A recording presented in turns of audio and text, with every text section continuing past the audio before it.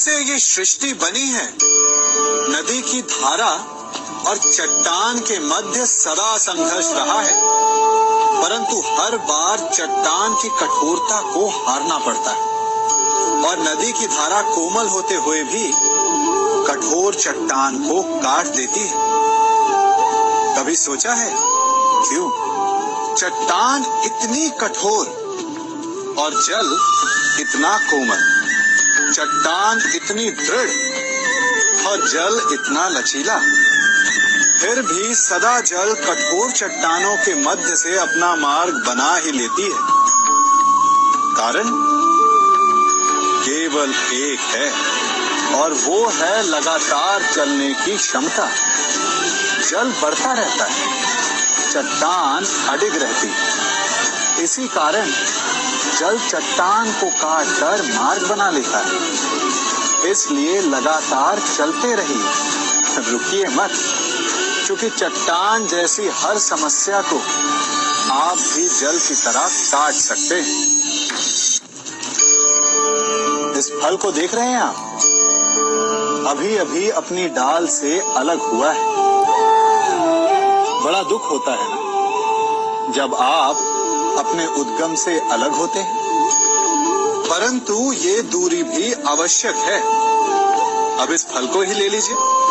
अपने जीवन दाता वृक्ष से अलग होकर ये ना केवल किसी की भूख शांत करेगा, अभी तो इसके भीतर के बीज से एक नए वृक्ष का सृजन भी होगा और कई फल जन्मेंगे।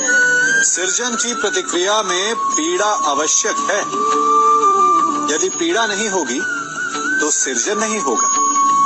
पीड़ा अपने उद्गम से दूर होने, पीड़ा अपनों से दूर होने।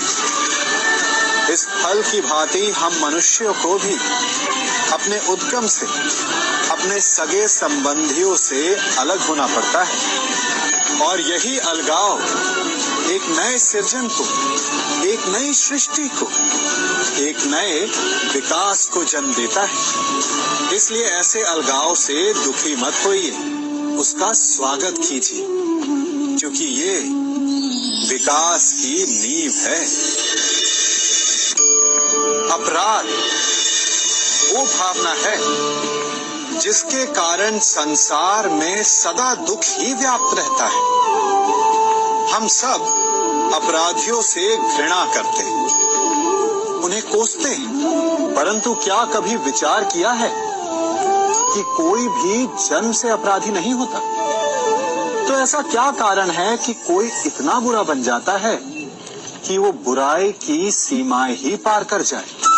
कारण है कामना। यदि कामना पर नियंत्रण ना रखा जाए, यदि कामना को पूर्ण करने के लिए परिश्रम ना किया जाए, तो वो तृष्णा में बदल जाती है और तृष्णा लालच में, और लालच छल में, और छल करते ही मनुष्य अपराध की ओर अपने पग बढ़ा देता है। इसलिए ये अत्यंत आवश्यक है कि मन की कामनाओं पर नियंत्रण रहे। यदि मन पर नियंत्रण रहेगा तो अपराध पर स्वयं ही नियंत्रण हो जाएगा। हम सबका मन करता है कि हम जीवन में ऐसे शिखर पर पहुंचे जहां हमसे ऊपर कोई ना हो, जहां हमें कुछ करने की आवश्यकता ना पड़े, है ना? कुछ लोग इस शिखर पर पहुंच भी जाते हैं, परंतु उनका मन सदा विचलित रहता है। इतनी मनोरंजक बात है ना कि जिस विश्राम को पाने के लिए हम इतनी मेहनत करते हैं, इतना परिश्रम करते हैं, वो हमें मिलता ही नहीं। कारण स्वयं सोचिए, वन का राजा होने के पश्चात भी सिंह को अखेट के लिए परिश्रम क्यों करना पड़ता है? सोचिए, मैं बताता हूं। क्योंकि राजा होने का अर्थ ये नहीं कि वो सदा सोता रहे और मृग स्वयं उसके समक्ष आकर कहेगा कि आइए महाराज, मुझे खाकर अपनी भूख मिटाइए। तो समझ लीजिए, कार्य आपके परिश्रम से संपन्न होते हैं, केवल कामना से नहीं। यदि आप नीचे हैं तो सदा स्मरण रखें कि आपका परिश्रम ही आपको ऊंचाइयों पर ले जाएगा, और यदि आप ऊंचाई पर तो वहां पर भी रहने के लिए आपको निरंतर परिश्रम करते रहना होगा। अर्थात परिश्रम से मुक्ति नहीं है, क्योंकि परिश्रम ही जीवन है। सबसे अधिक महत्वपूर्ण क्या है? जीवन, या जो जीवन में पाया, यात्रा या यात्रा पूर्ण करने के बाद पाया गया लक्ष्य, कर्म या उसके फल? बहुत ही महत्वपूर्ण परंतु विकट प्रश्न है ना।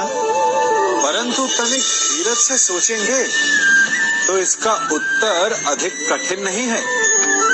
यदि जीवन यात्रा है तो उसका लक्ष्य क्या होना चाहिए? स्वयं सोचिए।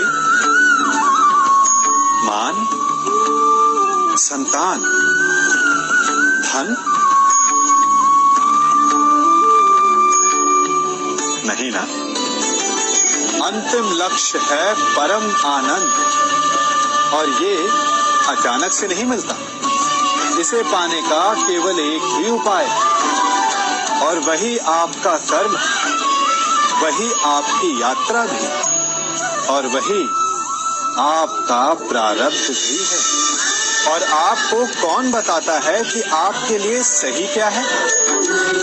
वो है आपका मन, जो मस्तिष्क की भांति हानि और लाभ नहीं सोचता, जो आपको ये बताता है कि शुभ किसमें, संसार का कल्याण किसमें, आनंद किसमें।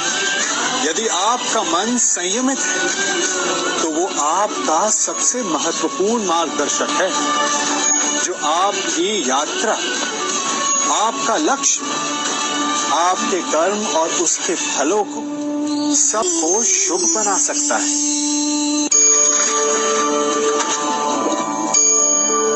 इन पक्षियों को देख रहे हैं आप?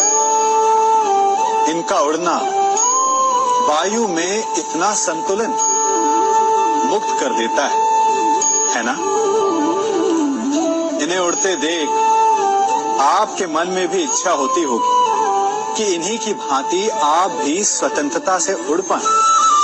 ईर्ष्या होती है ना, जब आप इन्हें खुले आकाश में ऐसे विचरण करते देखते हैं। पर कभी सोचा है इस उड़ान को, इस स्वतंत्रता को पाने के लिए कितना परिश्रम, कितना अभ्यास किया होगा इन्होंने? आकाश में उड़ने से पूर्व धरती पर कितना गहन परिश्रम किया होगा इन्होंने। इनके माता पिता ने पहली बार जब इन्हें पंख फड़फड़ाने को उकसाया होगा तो कितनी बार घिरे होंगे। पहली बार वायु में उड़ते समय कितना भय लगा होगा इन्हें। अपनी पहली उड़ान के पश्चात धरती पर उतरते समय गिरकर कितनी चोट खाई होगी। इस उड़ान का, इस स्वतंत्रता का ये मूल है। यदि आप ये दे सकते हैं तो अवश्य आप भी इस स्वतंत्रता को पा सकते हैं। इन पक्षियों की भांति ही अपने चारों ओर जब भी आप किसी सफल मनुष्य को देखें तो उससे ईर्ष्या ना करें, उसके परिश्रम और पीड़ा को समझने का प्रयास करें जो उसने यहाँ तक पहुँचने में पाई है। प्रेरणा लें, प्रयास करें और स्वयं भी सफल हो जाएं।